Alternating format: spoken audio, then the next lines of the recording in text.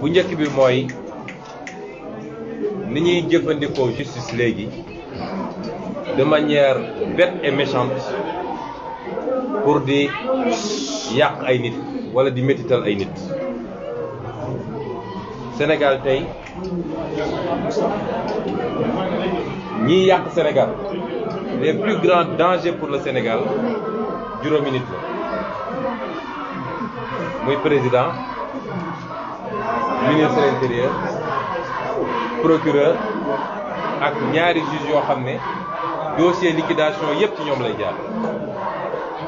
Est-ce que jaadu na juróomi nit sur 16 millions d'habitants parce que dénk nañ leen pouvoir ñuy abuser de ce pouvoir là ba di andi fitna yi am ci biir réew loolu il faut Sénégal yëpp xam ko. tey ñuy def ce n'est plus de la justice affaire soxor la. jigéen ñi ñu jàppoon nii ñii dem nañu ba di essayer sax def chantage sur nous pour mun a bàyyi jigéen ñi su ngeen defee li ñu bàyyi leen loolu justice la. su ngeen bàyyee li ñu bàyyi leen su ngeen jàppee li ñu bàyyi leen c'est ça le Sénégal aujourd'hui. Mais ils doivent comprendre que mënatul wéy te les gens rendront compte parce que ça ne peut pas continuer. ñaareel bi ma bëgg a leeral boobu nag mooy point boo xam ne maag mon frère Thierno bokkuñu ci gis-gis mooy le statut du chef de l'opposition. am na ci constance mais moom lu ñu bett nit bu constant la mais il est bon débat bi on va le poursuivre. ñu nit am nañ ci constance parce que bi ñuy wax 6 ak kañaan taxuloon ñu wax ne ñun gis nañu d'abord pour ñun dans un régime présidentialiste le statut de chef de l'opposition est anachronique.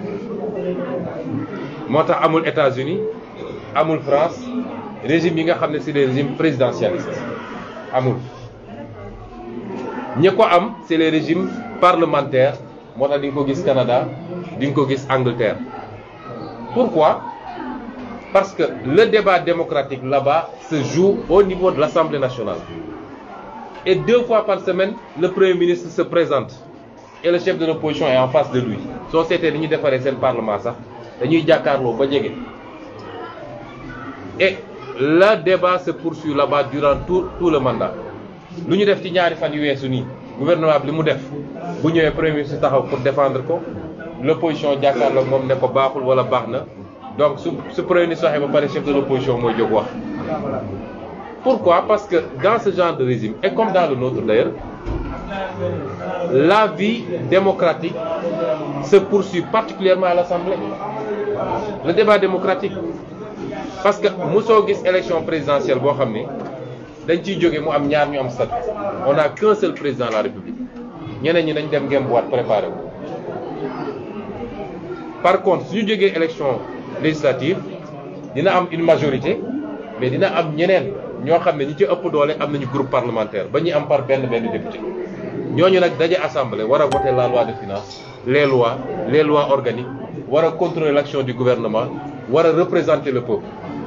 Donc c'est l'échelon à mon avis pertinent suñu bëggee am un chef de l'opposition boo xam ne et en ce moment dañuy am un premier ministre qui conduit la politique du gouvernement et qui se présente régulièrement à l'Assemblée pour faire face au chef de l'opposition et à l'opposition.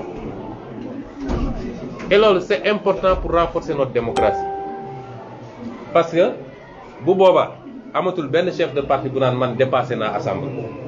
tey chef de parti yu bari bëgguñu dem assemblée nee nañu man dépassé naa assemblée le seul statut qui me reste c'est président de la République. déedéet demal France demal États-Unis Biden lan la woon du sénateur ba bi muy nekk président ñoom Mélenchon ñoom Marine Le Pen lan lañu suñu nekkul assemblée ñu nga kii Union européenne. Un homme politique soo demee ba xeeb sa assemblée nationale war nga xoolaat sa bopp. bu boobaa nag les leaders politiques prendront part au débat législatif aux élections législatives ñu rehausser le statut de notre assemblée et ce sera au bénéfice du peuple parce que bu boobaa je me rappelle bi may gën a nekk jeune assemblée bi ma gënoon a marqué c'était dans les années 93 jëm kaw. En ce moment, il y avait Ousmane Ngom comme chef du groupe parlementaire PDS et Abdourahim Agne au PS. Si nous demandons ba ñom ñu wara jël en dernier la parole, c'était assez bokkul ak li ñu am ni. Bojo. C'est l'assemblée bojo. Bref. Buma kenn nak respecter mo institution, nit ñi ñoy def li ñuy def, il faut ñu wax ko. Donc, non seulement de rehausser le débat parlementaire, mais on évitera que ce soit un débat entre deux personnes. Parce que le chef de l'opposition, boo xam ne buy gisee président, une fois tous les 3 mois ou 6 mois ñu dem tëju doo xam lu ñuy wax ñuy door seeni dir foofu. Ça n'a rien à voir avec le débat démocratique public. Et c'est pourquoi nous avons dit que l'échelon pertinent à notre avis, et le débat va continuer. Le débat va continuer. C'est l'échelon législatif, mais ensuite, qu'en aucun cas ça ne peut rétroagir. Parce que voter nañ ko ci référendum, mais jëlaguñu loi d'application. Donc si nous avons la loi d'application en 2021 par exemple ou 2022, ça ne peut pas rétroagir pour couvrir l'élection de 2019, encore moins l'élection de 2017. Donc quel que soit l'échelon 2017, donc quel que soit l'échelon budget, nous avons c'est à partir de l'élection législative, c'est à partir des élections législatives de 2022. Sur l'élection présidentielle, ce sera à partir de la présidentielle de 2021. Ce qui fait que vraiment, tu me fais un très grand honneur, mais je ne suis même pas sûr d'être chef de Pastef à fortiori chef de l'opposition. Tey dafa am lu may bañ yoo xam nga suñu réew mi nu mu tëddee donc je veux pas ko ouvrir d'autres fronts buñ naan il est prétentieux, il est arrogant. Je ne suis même pas sûr d'être chef de Pastef à fortiori chef de l'opposition. En attendant qu'on puisse avancer sur le débat et que les lois d'application, la loi et le décret d'application précisent c'est quoi un chef de l'opposition, considérons que nous sommes tous de l'opposition et nous sommes en égalité dans cette opposition. Le jugement populaire, c'est le jugement populaire. Donc, ça n'a rien à voir avec des lois. Ce peuple qui a incarné ce Thierno Bocoum, loolu moo ëpp légitimité leneen lu ñuy décréter.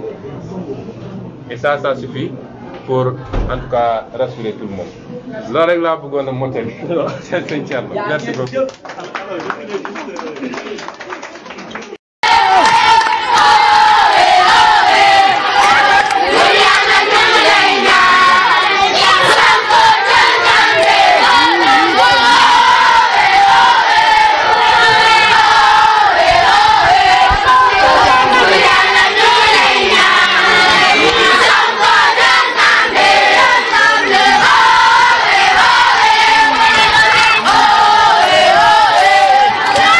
Yeah.